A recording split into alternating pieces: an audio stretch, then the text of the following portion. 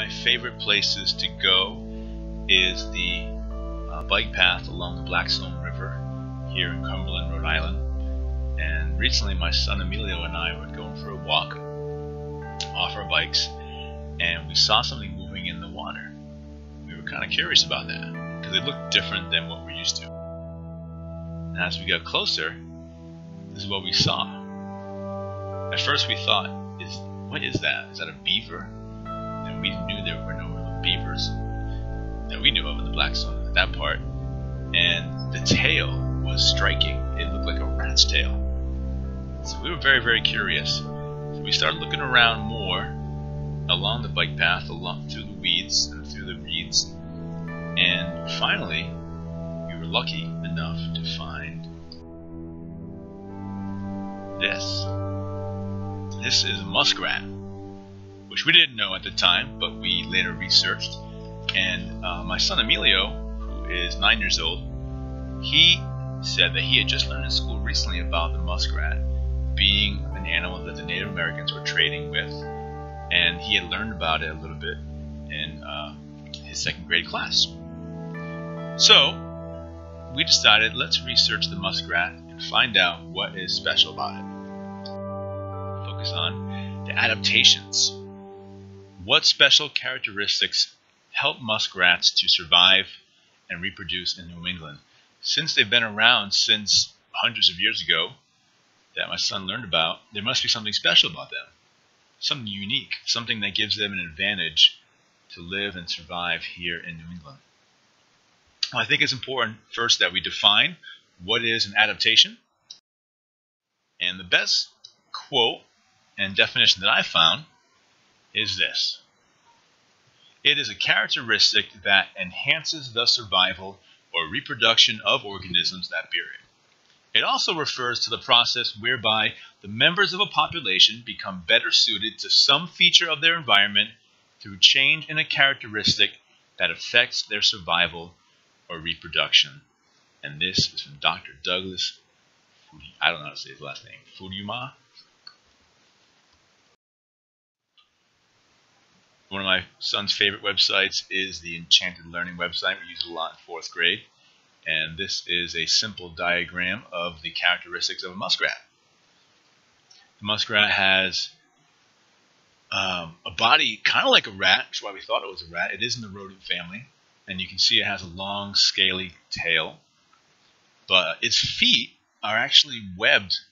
Not as much as a duck, but they are partially webbed. And you notice that as soon as you see one.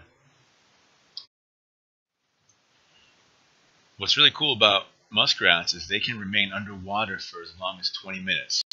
They can hold their breath for a really long time.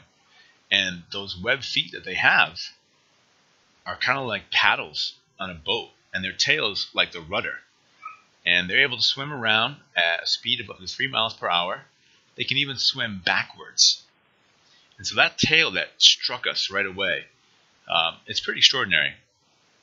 It's long and it is kind of flattened at the end, so it very much acts like a rudder, steers them around.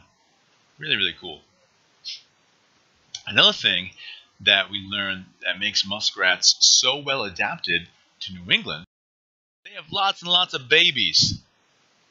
Yeah, muskrats have offspring as much as 3 times in 1 year. Can you imagine being pregnant 3 times in 1 year? My wife would not like that at all. In fact, we have 4 kids, and each time was horrible.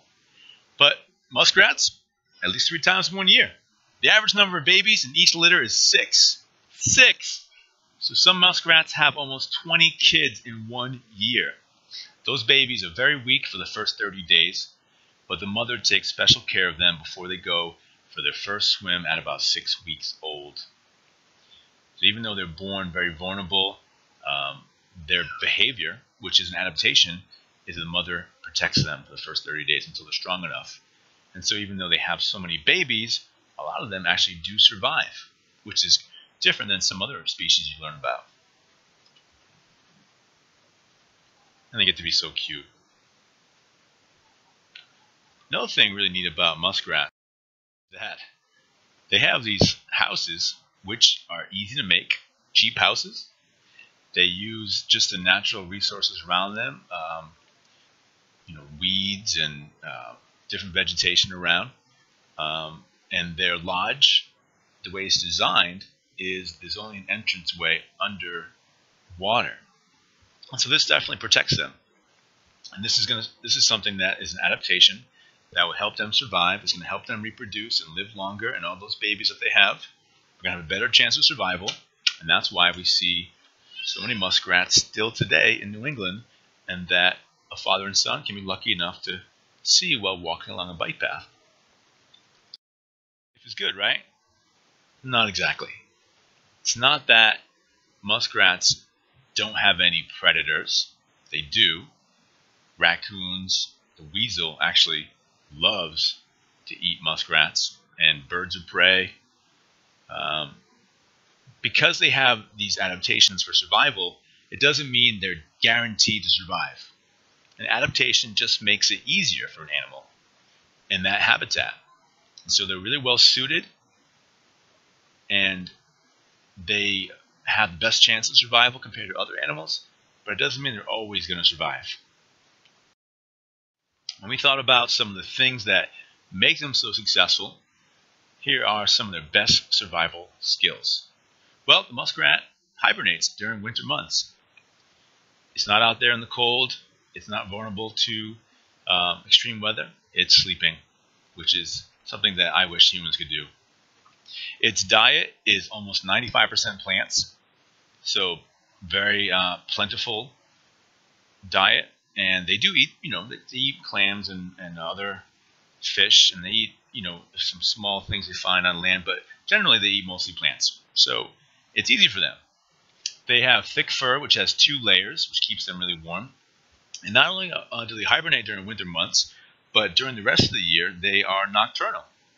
So we don't really see them too much, humans, and that gives them an advantage of not being hunted, although they are hunted by humans. But thankfully, humans have come to appreciate their fur, and historically, they were used for food as well. Some states and some regions have special laws which protect them, and so I would consider that a survival skill, because they've come to be appreciated for their fur. So humans, who are probably the biggest destroyers of life on Earth, actually have rules about not destroying them right away. Also, a really cool fact is that muskrats can live in swamps, rivers, ponds, lakes, and even polluted water that other animals cannot survive in. For example, I read that in some of the streams near coal mines, which has a lot of pollution and sulfur in the water, there are muskrats living there and thriving. So there's another adaptation. Something about them evolved that can survive in that habitat where other animals can't. They're the lucky ones. Hopefully you'll get to see a live muskrat as you walk along a river or swamp somewhere. But if not, you may see a muskrat somewhere else in one of these forms. Take care.